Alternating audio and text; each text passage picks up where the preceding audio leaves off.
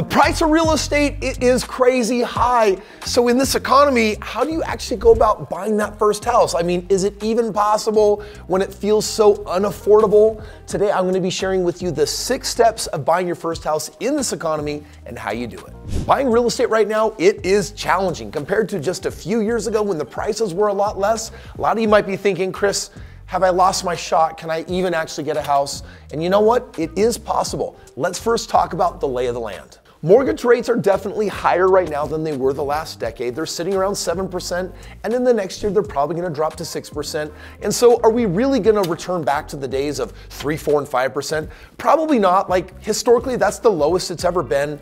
Honestly, 5, 6, 7, 8, 9% is kind of normal when you take a look at the 30-year average. So if you're waiting for better interest rates, you might be waiting forever.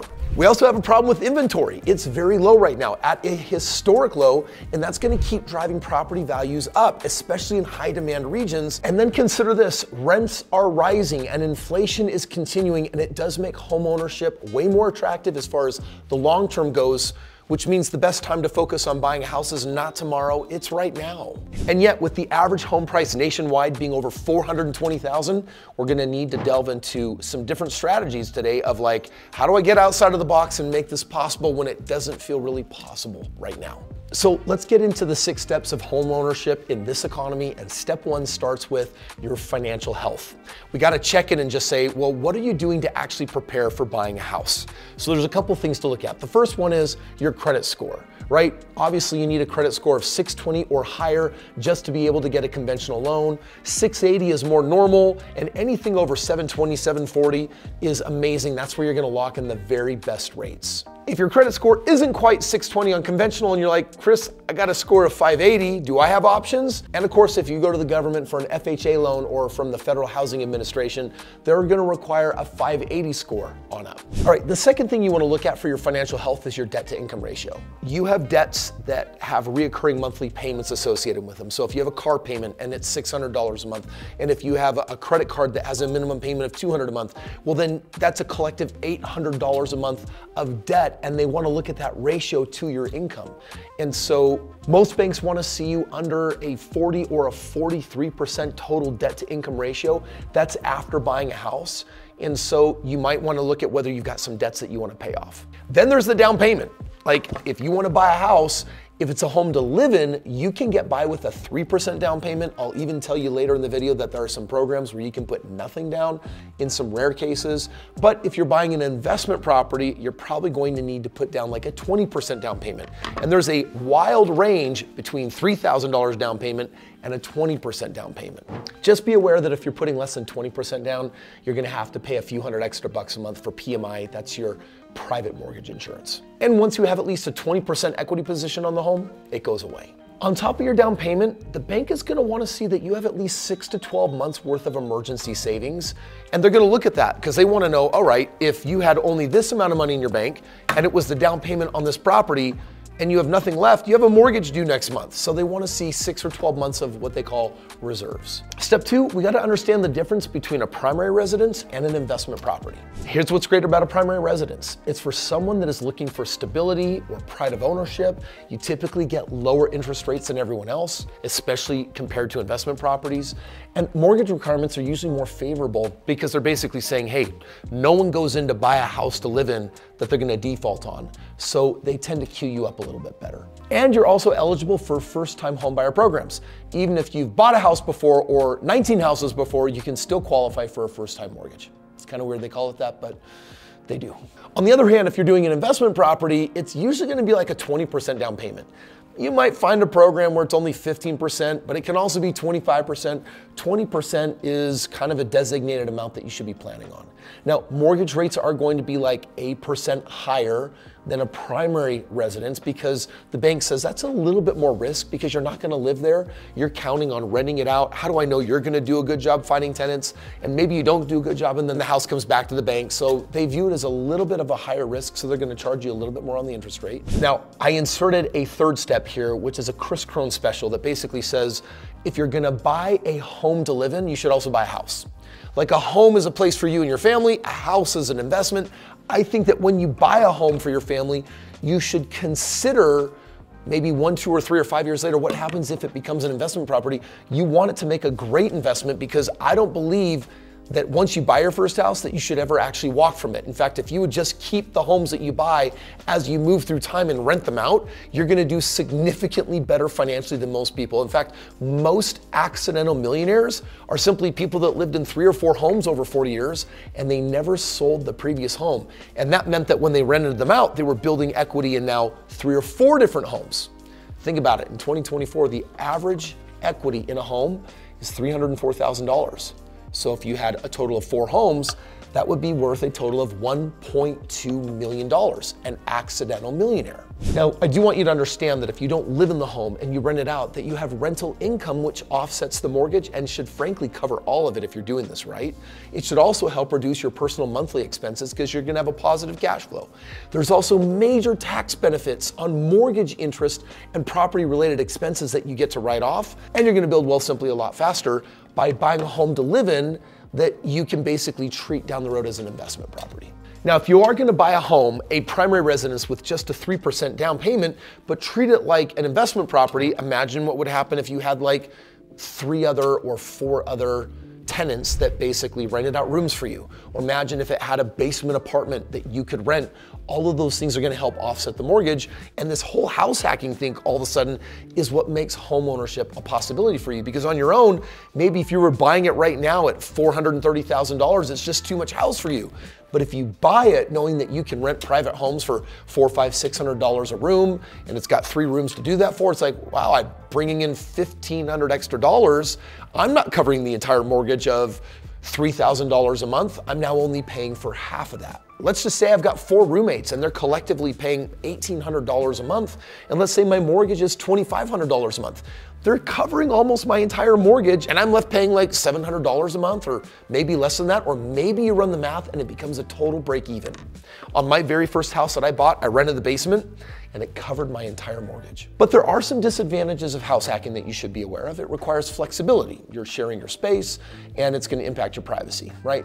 There's also gonna be maybe higher maintenance and management responsibilities because you've got other people living in the house that may not fully take care of some of the things that need to be replaced, or they might complain about a squeaky this or a leaky that, right? Now, the internet goes so far as to say that house hacking buyers save an average of 30% on housing costs, meaning that they can put a roommate in there and cover 30% of the costs, but I've also heard of people doing it and recovering 100% of those costs.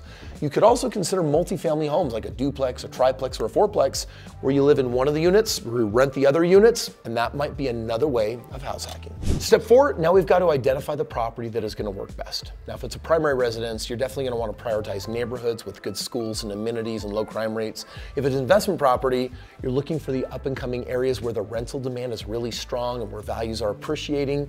And remember, if we're doing the house hack and we're combining both of these, then we're looking for a combination of that next up and coming area that also has those desirable school zones and neighborhoods.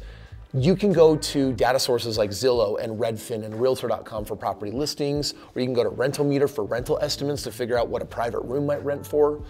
And honestly, if you find homes within 20 minutes of major metropolitan areas, historically they've shown a 5% higher appreciation rate over the last 10 years than going too far out into the country. Step 5, now we've got to put a mortgage in place. And you have a lot of different options.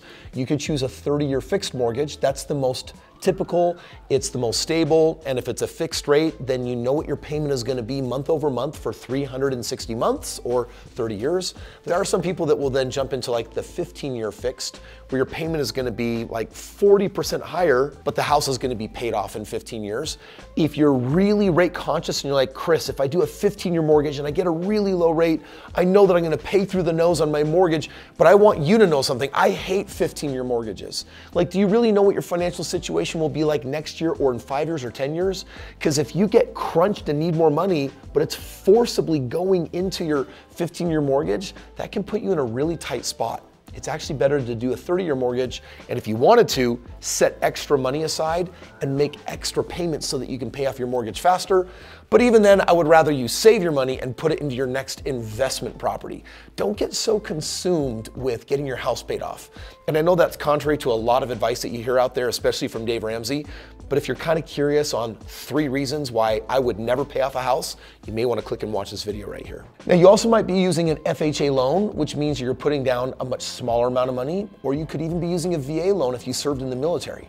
USDA loans, along with VA loans, have 0 down payment options. So in that situation, it's like I'm putting the least amount of money down.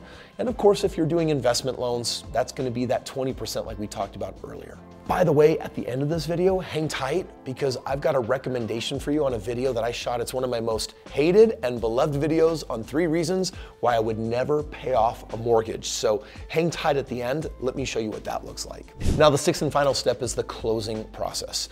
I found the house, I got the loan from the bank, and I'm putting it all together.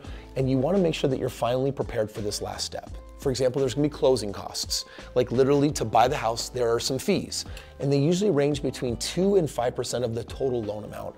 So for a $300,000 home, it could be $6,000 on the low end, $15,000 on the high end, but honestly, it really should be under 3%. Home inspection and appraisals, they usually cost around $400 each, or on a bigger home, they can cost a little bit more. You want to look at whether you have HOA fees, right? You might be in one of those neighborhoods where they're going to do the lawn for you and they're going to pick up the garbage for you, but they want to charge you $50 or $200 or $400 a month. Right? Also be aware that there will be insurance and property taxes that you pay out every year. Insurance is usually going to be paid out every single month as a part of the loan process because you can wrap it in. And taxes are also going to be paid once a year in a lump sum, but they'll collect them every month a little bit. Lastly, when you negotiate the deal, you can ask the seller to pay for these concessions. A concession is anything that you want the seller to throw in. So for example, you might say, I want the seller to contribute up to 2% of my closing costs. And now all of a sudden it's $6,000 they're paying for. You might also say that they're responsible for paying for the appraisal. If we're in a market that isn't very competitive and not a lot of eyes have been looking at this house that you're interested in, you can start asking for these concessions. Well, now we get to the important part of the video because I've given you the 6 steps and it's important for you to be patient. Don't rush the process. You definitely want to have clear goals, but you don't want to procrastinate because so many people are just waiting for the market to shift or change or rates to lower or a market to crash. Have a realistic budget and go in and buy real estate. The sooner you buy, the sooner you're going to benefit. But when you play it long term, you win. Now, I buy a house just about every single day of the week. That's how much I love real estate. And every time I buy a house and I rent it out in the places where I do it, it always works for me. I always become wealthier, which is why you want to start thinking, when I buy this next house, how does this ultimately help contribute to building my long-term investment portfolio? At the end of the day, the national average on real estate growth nationwide is year over year over year for the last 65 years. It grows at 4.65%. I want you to just think about that. That's like parking your money in a place where your US dollar devalues 3, 4, or 5% every single year. But real estate does the inverse and it appreciates generally 4, 5, or 6% every year. And if you buy in the places I buy real estate, it can appreciate way more than that. Hence, it can make you wealthy in time. If you enjoyed today's video, you may want to get your hands on the ultimate guide to getting your first property. This is how I made my first several $1,000,000, and it's a great way for you to look at real estate strategically. On top of that, I'm also offering you a free game plan. If you click the link below, you can either request a free game plan or get a copy of the Straight Path to Real Estate Wealth book, and let me help you get started on your journey. I'm telling you right now, your friends and family will tell you that it's not good timing for real estate, and I'm telling you, it is. Click the link below, request a free game plan, get a copy of my book, let's go. Earlier, I talked about 3 reasons why to never pay off your house. And I know your parents are gonna call me crazy, Dave Ramsey for sure gonna call me crazy. But if you're interested in making as much money as possible and not living in fear, you really should watch this video right here and let me explain why it's so smart to stop thinking about paying off that debt and doing something wiser with your money.